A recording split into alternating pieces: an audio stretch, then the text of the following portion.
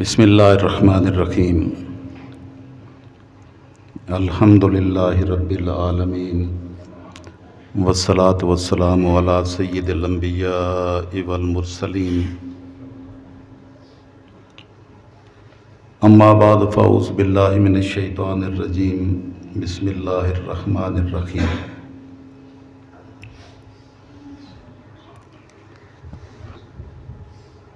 من ذا الذی یقرض اللہ قرضا حسنا فیضاعفہ لہ اضعافا کثیرہ واللہ یقبض ویبسط والیہ ترجعون۔ صدق اللہ مولانا العظیم وصدق رسولہ النبی الامی الکریم ونحن علی ذلک من الشاہدین والشاکرین والحمد للہ رب العالمین۔ معزز حاضرین و ناظرین و سامعین،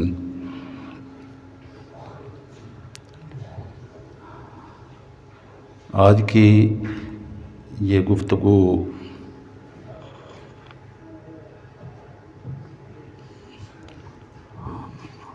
آؤ وہ تجارت کریں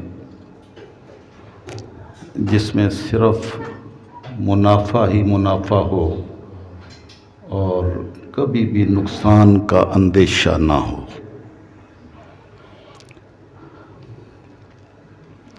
یہ مالک الملک نے اپنے محبوب صلی اللہ تعالی وسلم کے غلاموں کو دعوت دی کہ ہر کوئی شخص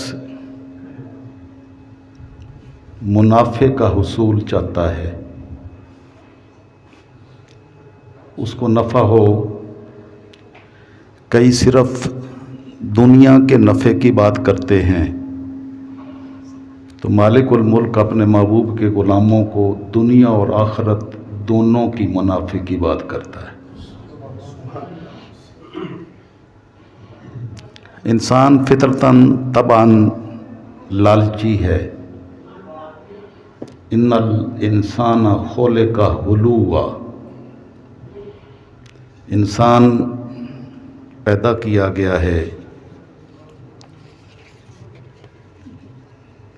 کہ وہ بہت لالچی ہے۔ اذا مسہ الشر جزوعا، ہلو اس کو کہتے ہیں جو حرام حلال کی تمیز کیے بغیر سب کچھ ہڑپ کر جانا چاہتا ہو۔ تو انسان کی طبیعت میں یہ لالچ رکھا گیا ہے کہ یہاں تک کہ وہ ملک کو بیچنے میں بھی عار محسوس نہیں کرتا۔ جب اس کو مناسب پر فائز کیا جاتا ہے تو وہ حلال حرام کی تمیز بھی نہیں کرتا، سب کچھ ہتھیانا چاہتا ہے۔ ملک کی باغ ڈور اس کے ہاتھ میں تھما دی جائے تو ملک بیچنے میں بھی عار محسوس نہیں کرتا۔ یہ انسان کی طبیعت اور مزاج کو اللہ نے سورہ المعارج کی آیت نمبر 19، 20، 21، 22، 23، 24، 25 میں ان کیفیات کو بیان کیا ہے۔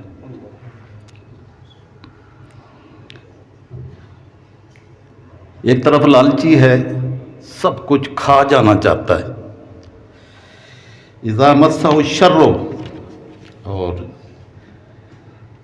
جب اس کو کوئی تکلیف پہنچتی ہے تو جزوعا، بڑا گھبرا جاتا ہے۔ تکلیفوں میں بہت گھبرانے والا شخص ہے انسان۔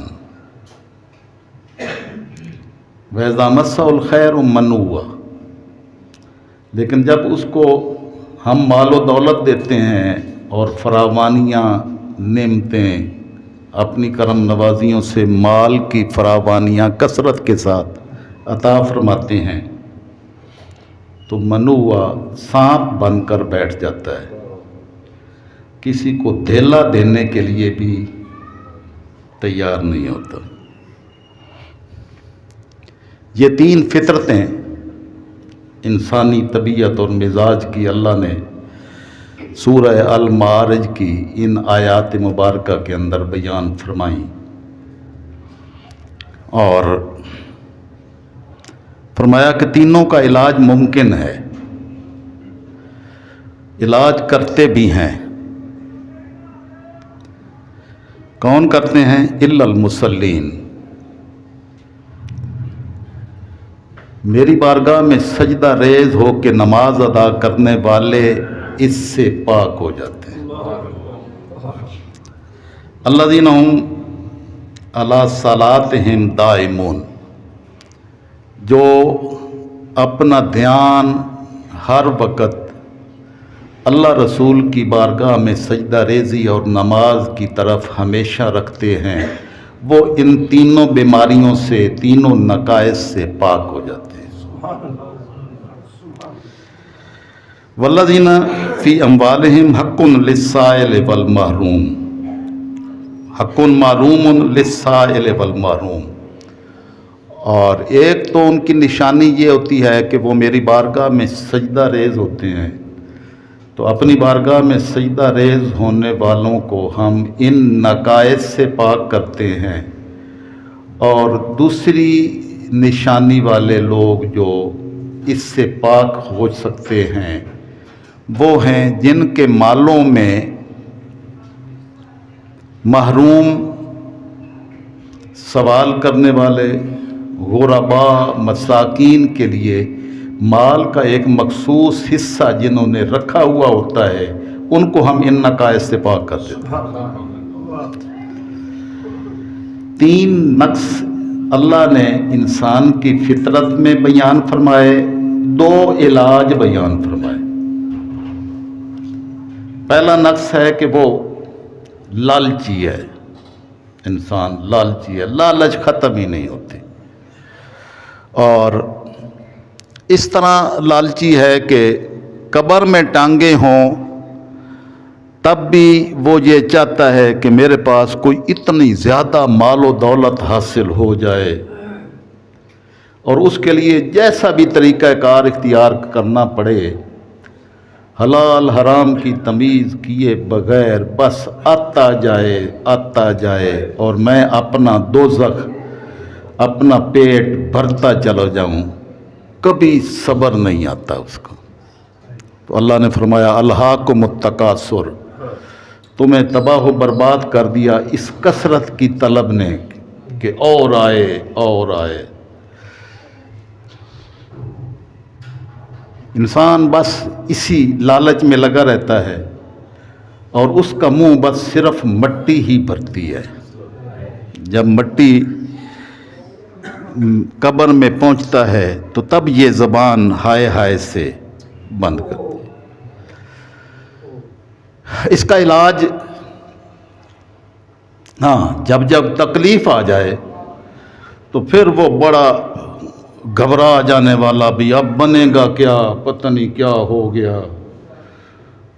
तो खरबों होने के बावजूद भी वो कोई थोड़ा सा नुकसान कहीं हो गया तो अब बनेगा क्या।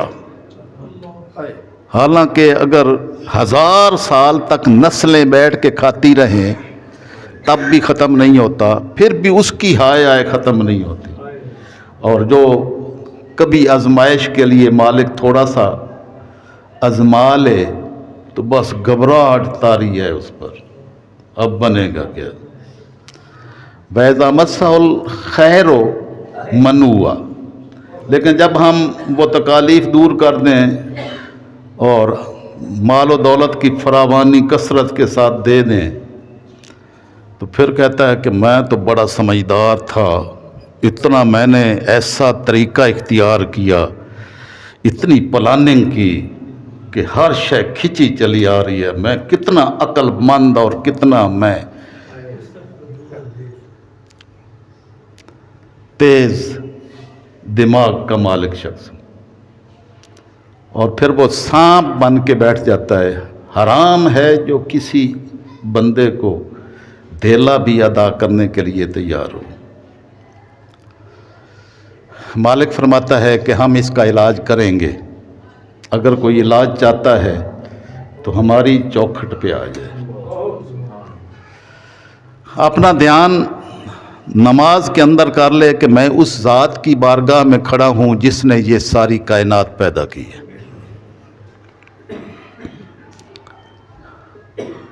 نماز کے اندر بھی جس کو خیالات آتے ہوں نا پیچھے کاروباروں کے، تو وہ اپنی سجدہ گاہ پر نظر رکھے۔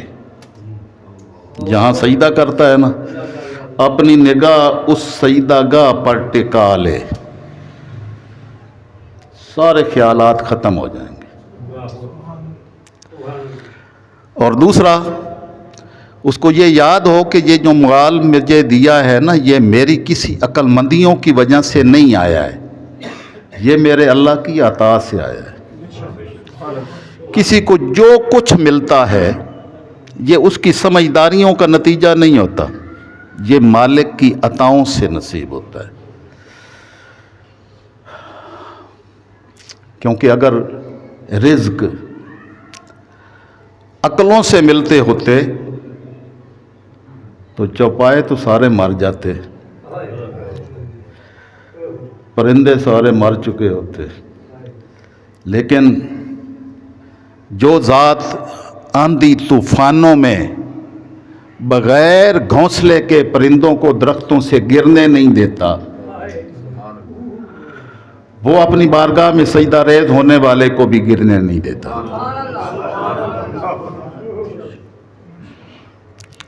تو مالک ملک فرماتا ہے کہ یہ دو کام کر لو، ہم تمہارے سارے نقائص دور کر دیں گے۔ اور ساتھ ہی اس مالک کی کرم نوازیاں ہیں، اس مالک الملک نے انسان کے یہ علاج بتائے بھی صحیح، اپنے محبوب کے ذریعے سے محبوب کے غلاموں سے کروائے بھی صحیح۔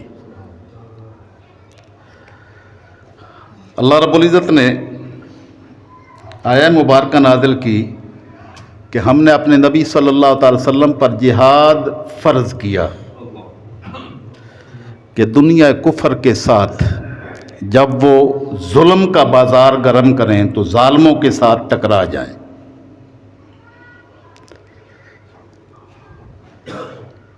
اب اس کے لیے مال خرچ کرنے کی ضرورت ہے، مال چاہیے۔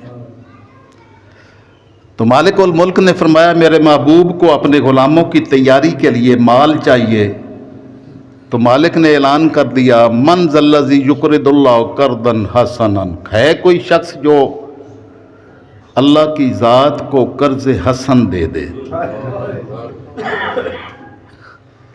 تو جو بھی محبوب کی چوکھٹ پر محبوب کی بارگاہ میں دے گا، مالک فرمائے گا وہ میرے محبوب کو جو دیا ہے وہ مجھے دیا ہے۔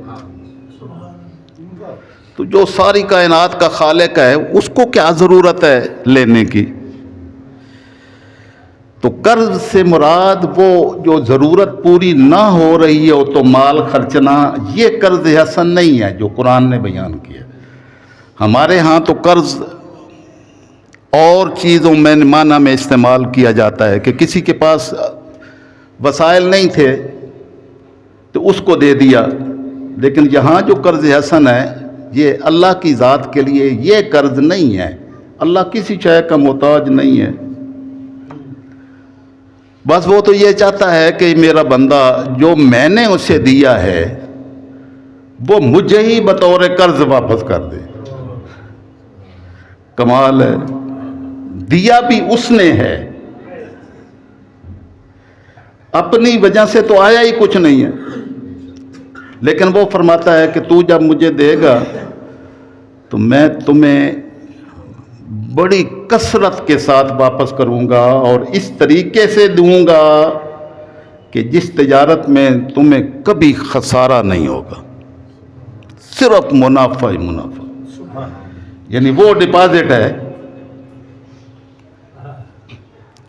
کہ بس پھر بھول جائیں دنیا بھی تمہاری اور آخرت بھی تمہاری۔ تو مالک الملک فرماتا ہے کہ ہم اس کے قرض کو کیسے رکھیں گے؟ فَيُضَاعِفَهُ، تو اللہ اس کے قرض کو کئی کئی گنا ضربیں دیتا جائے گا۔ وَلَهُ أَضْعَافًا كَثِيرًا، اور ایک گنا اس کی نہیں بنے گی بلکہ اتنی کثرت کے ساتھ گنا بڑھیں گی کہ جو حساب کتاب میں بھی نہیں آئیں گی، اتنے گنا بڑھے گا۔ وَاللَّهُ يَقْبِضُ وَيَبْسُطُ، تمہارا کیا خیال ہے کہ اللہ تم سے قرض مانگتا ہے تو قرض مانگنے کی شکل میں وہ اللہ کوئی تمہارا محتاج ہے؟ بلکہ وہ جس کے لیے چاہتا ہے وسعتیں دے دیتا ہے، جس کے لیے چاہتا ہے سکیڑ دیتا ہے۔ یہ بھی اس کی شان ہے، قبض و بسط بھی اس کی شان ہے، جس کے لیے چاہے وسعتیں دے دے، جس کے لیے چاہے تنگیاں دے دے۔ وَإِلَيْهِ تُرْجَعُونَ، لوٹ کے اسی کی بارگاہ میں آنا ہے، کہیں نہیں جا سکتے۔ تو جس نے اپنے رب کی رضا کی خاطر اس کو قرض دے دیا تو مالک الملک نے اس کو اپنے ہاں ڈپازٹ کر لیا، اب صرف اس کو لینے کے لیے چھوڑ دیے، بس اب تم ہماری عطائیں دیکھو۔ جب اللہ رب العزت نے یہ پیغام اتارا کہ میرے محبوب اپنے غلاموں کو بتا دیں کہ کون ہے جو ہماری بارگاہ میں ہمیں قرض حسن کے طور پر مال خرچ کرے، تو سارے صحابہ کرام نے اپنا مال نچھاور کر دیا۔ آپ کو معلوم ہے صدیق اکبر تو اپنے گھر کا سارا ساز و سامان اٹھا کے ایک ٹاٹ کا لباس پہن کے آئے تھے، باقی سارا دے دیا۔ تو جبریل امین اس حال میں آقا علیہ السلام کی بارگاہ میں تشریف لائے، حاضر ہوئے اور کہنے لگے کہ یا رسول اللہ، یہ آپ کے اس خادم نے یہ ٹاٹ کا لباس کیوں پہنا ہوا ہے؟ تو آپ نے فرمایا کہ اس نے اپنا سارا مال جو حتیٰ کہ کپڑے بھی اتار کر اللہ کی راہ میں دے دیے ہوئے۔ تو آقا علیہ السلام کو جبریل امین نے اللہ کا سلام پہنچایا کہ میرے محبوب، اللہ سلام بھیجتا ہے کہ یہ میرے صدیق کو پہنچا دیں کہ اللہ تمہیں سلام کہتا ہے۔ اور یا رسول اللہ، اگر آپ اوپر نظر فرمائیں تو آج سارے نورانی مخلوق جو آسمانوں میں ہے، فرشتے، ملائکہ، ساروں کو یہ حکم ہوا ہے کہ وہ صدیق والا لباس پہنے ہوئے ہیں۔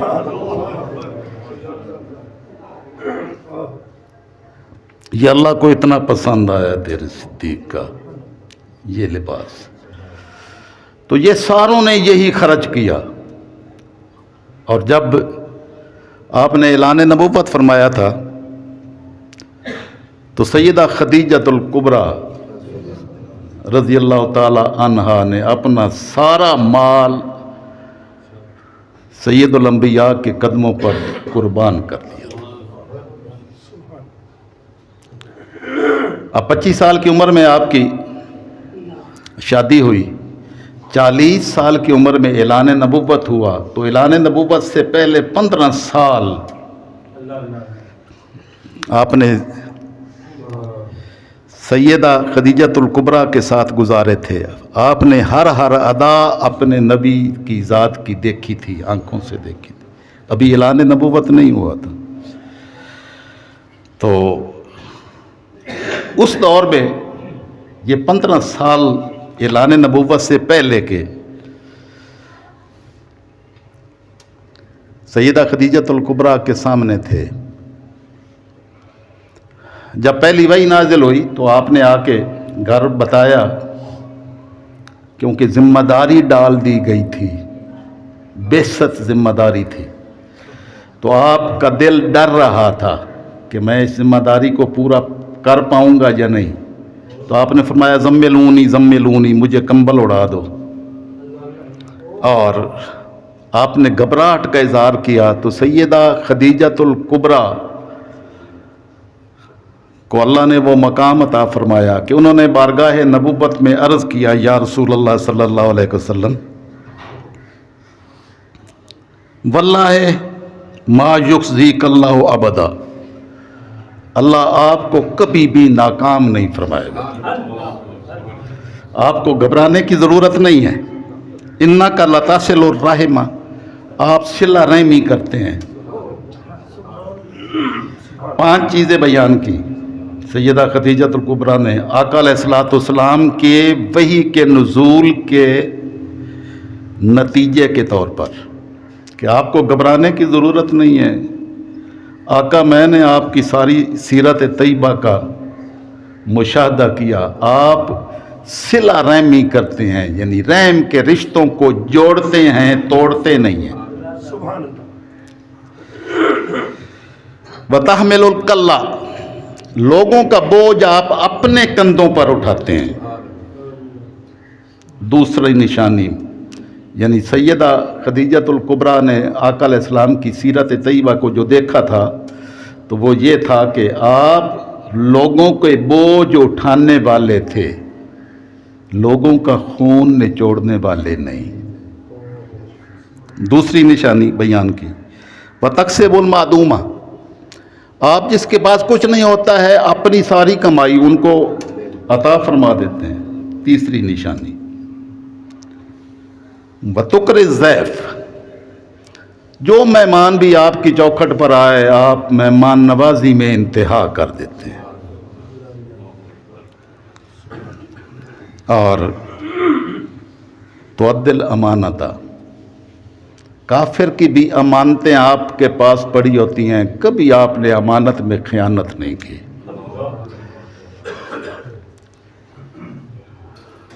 آپ کی کامیابی کی 5 چیزیں بیان کی، جس میں یہ نہیں بیان کیا کہ آپ نماز پڑھتے ہیں، آپ روزہ رکھتے ہیں، آپ حج کرتے ہیں، ان کا نہیں تذکرہ کیا۔ سیرت مصطفیٰ کا وہ پہلو بیان کیا ہے جو دوسرے انسانیت کے لیے راحت، سکون اور امن